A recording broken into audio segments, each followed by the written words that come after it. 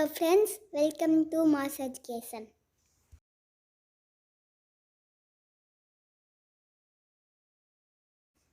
Hello friends, today we are going to learn about stars. A star is a luminous heavenly body that radiates energy. With naked eyes, we can see nearly 3000 stars in the night sky, and many more stars we can see with the help of a telescope. The stars are remotely located and appear as tiny dots of light. Their light travels long distances to reach us. The atmosphere disturbances do not allow light to reach us in a straight line path. Because of this, these stars appear to twinkle. The Sun is the nearest star to the Earth. The next nearest star is Alpha Centauri. Astronomers have assembled star catalogs that identify the known stars and provide standardized stellar designations. The observable universe contains an estimated 10 power 22 to 10 power 24 stars, but most are invisible to the naked eye from Earth, including all individual stars outside our galaxy, the Milky Way. The star's life begins with the gravitational collapse of a gaseous nebula of material composed primarily of hydrogen along with helium and trace amounts of heavier elements. The total mass of a star is the main factor that determines its evolution and eventual fate. For most of its active life, a star shines due to thermonuclear fusion of hydrogen into helium in its core, releasing energy that traverses the star's interior and then radiates into outer space.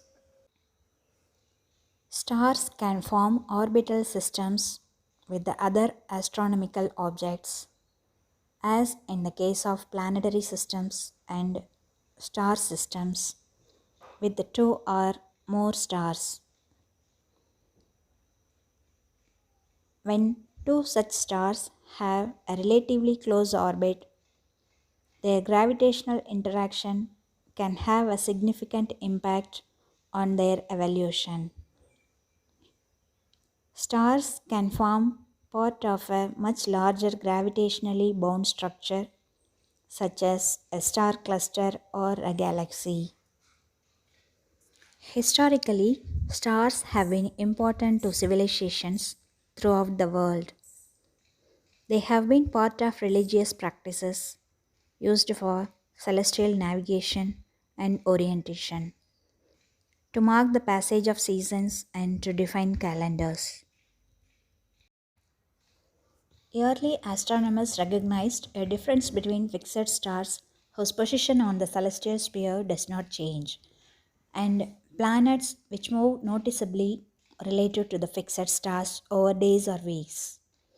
Many ancient astronomers believed that the stars were permanently affixed to a heavenly sphere and that they were immutable. By convention, astronomers grouped prominent stars into asterisms and constellations and used them to track the motions of the planets and the inferred position of the sun.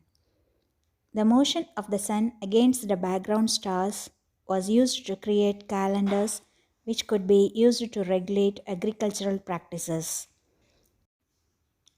The Gregorian calendar, currently used nearly everywhere in the world, is a solar calendar based on the angle of the Earth's rotational axis relative to its local star, the Sun. The first direct measurement of the distance to a star was made in 1838 by Friedrich Bessel. using the parallax technique. Parallax measurements demonstrated the vast separation of the stars in the heavens. Observation of double stars gained increasing importance during the 19th century. In 1834, Friedrich Bessel observed changes in the proper motion of the star Sirius and inferred a hidden companion. Variable stars have periodic or random changes in luminosity because of intrinsic or extrinsic properties. Of the intrinsically variable stars, the primary types can be subdivided into three principal groups. The formation of a star begins with gravitational instability within a molecular cloud caused by regions of higher density, often triggered by compression of clouds by radiation from massive stars. Expanding bubbles in the interstellar medium, the collision of different molecular clouds, or the collision of galaxies. When a region reaches a sufficient density of matter to satisfy the criteria for Jeans instability, it begins to collapse under its own gravitational force.